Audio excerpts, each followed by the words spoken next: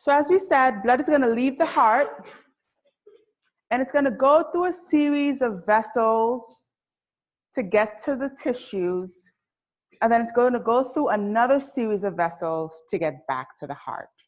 All right, we're going to talk about the 5 types of vessels that blood goes through when it leaves the heart before it gets back to the heart. The first one are arteries. Arteries are your largest vessels, right? They're branching and they're taking blood away from the heart, right? They're taking blood away from the heart. Now this blood is being pumped from the left ventricle, and it's going to be sent all throughout the tissues of the body. After leaving arteries, it's going to go to arterioles. Arterioles are smaller vessels, right? They're smaller vessels. They're distal or further away from the heart. And because of their smaller lumen, lumen is the inside of that vessel, they're going to have a higher amount of pressure and a higher resistance. All right, I'll say that again. So we had arteries, which were a little bit bigger. Then those arteries are going to branch into arterioles. Arterioles are smaller versions of arteries that have a higher pressure because their lumen is now much smaller. And as a result of having a higher pressure, there's a higher resistance here. That's what we mean when we say resistance. Then this blood is going to leave the arterioles and it's going to get to the capillaries. Capillaries are your smallest, tiniest vessels, right? Capillaries are your tiniest vessels. And this is the site where, right, these vessels are so small and so tiny, oxygen can easily diffuse across these vessels and into the tissues. Carbon dioxide and waste products can easily diffuse from the tissues into the vessel. So that's what we mean when we say the site of exchange here. So oxygen is being delivered to the tissue and waste products are being removed from the tissue. And these capillaries are closely associated with your tissues in that interstitial fluid around your tissues. And so that diffusion happens very easily across the tissue and into the capillary bed. Right? So because oxygen has left the blood at this point, the next set of vessels that we'll see, which are called venules, these vessels have deoxygenated blood. All right, I'll say that again. So after we've left the capillaries, the vessels are going to form into venules, which are your smallest veins, right? And these vessels are on their way back to the heart. But this time, the blood here does not have oxygen. Why? Because we've just given the oxygen to the tissues. So at the site of the capillary, the blood loses its oxygen, and in the venules, it is deoxygenated blood. Finally, the veins are the largest vessels, right? They're relatively large. They have a wider lumen, and they are taking blood all the way back to the heart, right? They're taking blood all the way back to the heart so that it can go through the heart and then be pumped into the lungs to be reoxygenated, okay? Now, this is a closed system, and what we mean by closed system is that there's no entry or exit, so to speak, to this system. Okay?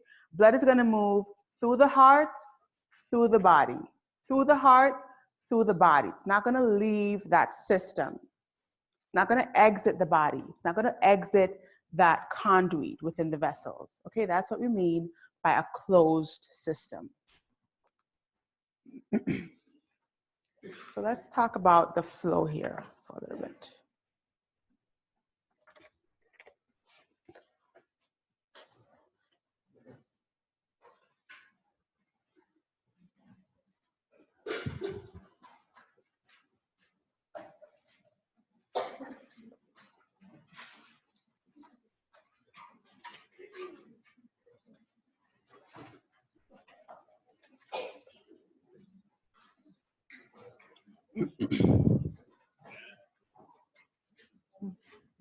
Question? This is kind of a dumb question, but like I've heard it both ways. Like, for deoxygenated blood, is it like physically blue, or is that like something in the skin that makes the veins kind of blue? So the blood is darker. It's not as bright red as oxygenated blood. And under the skin, it does appear blue. That's why we call it blue blood. Sometimes you'll hear that term blue blood, which just means it's darker, almost purple. And it does appear blue under the skin. But physically, oxygenated blood is much brighter. All right, so let's see. We talked about the heart here, right? And the heart has 4 chambers, right? And the heart is not shaped like this, by the way. Right? The heart has 4 chambers. So first is your left atrium, right? Then your left ventricle. Then your right atrium. And your right ventricle. Okay. And now remember we said the function of the atria was to collect blood from the vessels. The function of the ventricles was to pump blood out back into the vessels. So let's start in the heart. So blood is going to leave the heart via the left ventricle. All right, it's going to leave the heart. And it's going to make its way down. Let's draw the body here. To all the body tissues. Okay, so that's going to be your liver, your intestines, your brain, etc., etc. Okay? And that's going to happen through the arterioles, right? And the capillaries like we talked about. Blood is then going to leave the body. And it's going to go back to the heart here. It's going to go into the right atrium. Remember we said the atria are collecting blood from the outside. The ventricles are pumping blood to the outside. Now when that blood gets to the right atrium, it's going to be transferred to the right ventricle. And then it's going to leave the heart again here. It's going to leave the heart. This time, it's going to go to the lungs. All right, so let's draw our lungs here.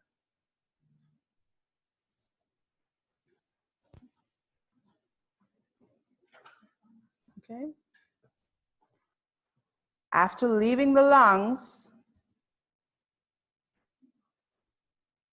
it's going to go back into the left atrium.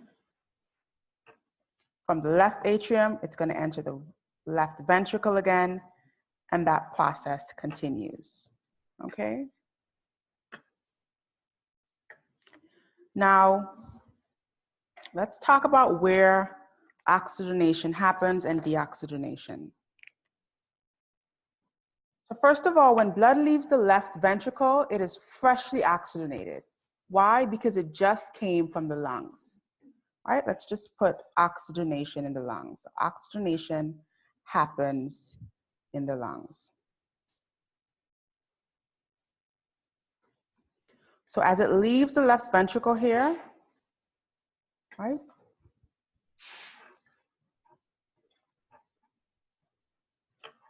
It is freshly oxygenated, and we're going to draw it in red, which just means, like I was explaining earlier, oxygenated blood appears much brighter red, and so sometimes you'll hear it being referred to as red blood. Oops. So as it leaves the lungs, enters the left side of the heart, and leaves the left ventricle and goes to the left, the systemic body, it's going to be freshly oxygenated. When it leaves the tissues here, right? When it leaves the body tissues, it is no longer oxygenated, right? It has given its oxygen to the tissues to supply them with blood or supply them with oxygen. And as it makes its way back to the heart, it is deoxygenated, sometimes referred to as blue blood.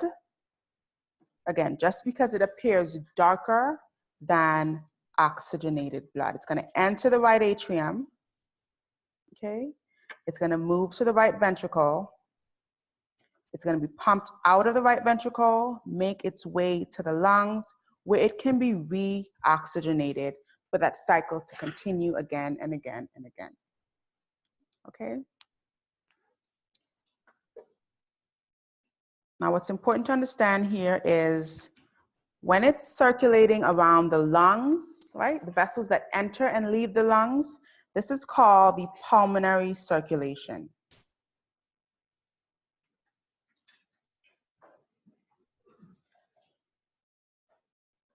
Okay. When it's circulating throughout the body, so as it leaves the left ventricle, circulates throughout the body, this is called the systemic circulation.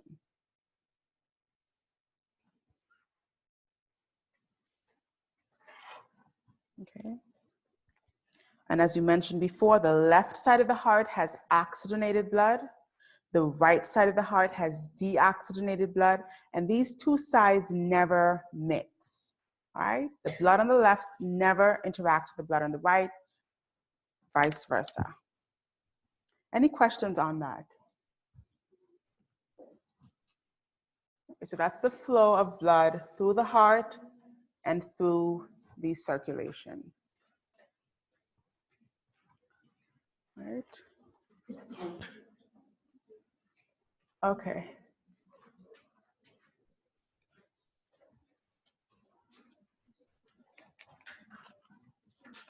Now, let's talk about blood. Let's talk about what blood is. All right? So blood is almost 50% made up of cells, right? So almost 50% or almost half of the blood circulating through your body is made up of cells, okay? And the majority of those cells are red blood cells. Red blood cells are called erythrocytes, right? Erythrocytes. And the reason that they are red is because they have the presence of hemoglobin, and hemoglobin is a protein which transports oxygen. Okay, so the presence of hemoglobin in blood makes it red.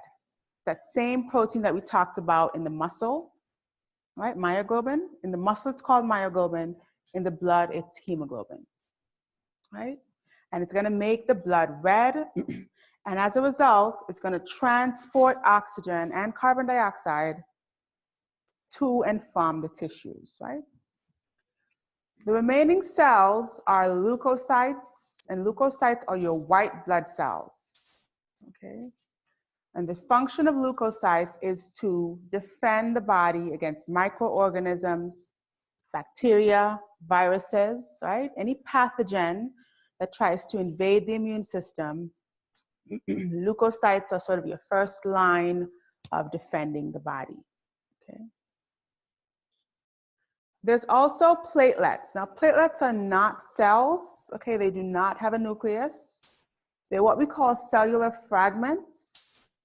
And the important function of platelets is to help the blood clot, okay? To help the blood clot or stick together.